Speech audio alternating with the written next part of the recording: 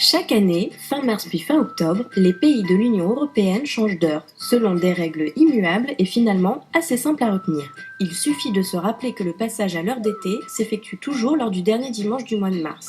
Ce jour-là, à 2 heures du matin précise, on saute 1 heure pour passer directement à 3 heures. Il faut donc avancer sa montre, tout le monde perd 1 heure de sommeil. On effectue l'opération inverse pour passer à l'heure d'hiver, le dernier dimanche du mois d'octobre. Lorsqu'il est 3 heures du matin, on revient automatiquement à 2 heures. En reculant les aiguilles de ces montres, tout le monde gagne 1 heure. Si le changement d'heure a été instauré dans la majorité des pays tempérés, c'est pour une raison simple.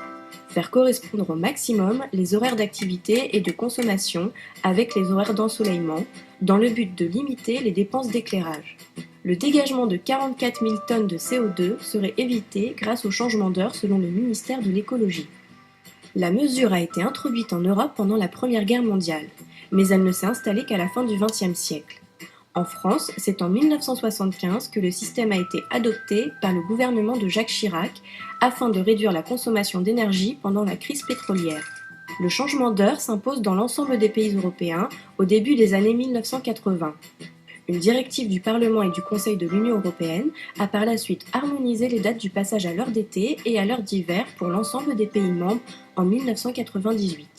Mais l'idée ne date pas d'hier. En 1784, l'homme politique et inventeur américain Benjamin Franklin affirmait qu'en réveillant la population plus tôt en été, on économiserait une quantité importante de bougies.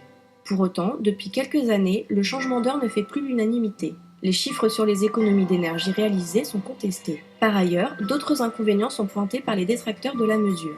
Par exemple, le fait que les personnes âgées et les enfants auraient du mal à s'y adapter.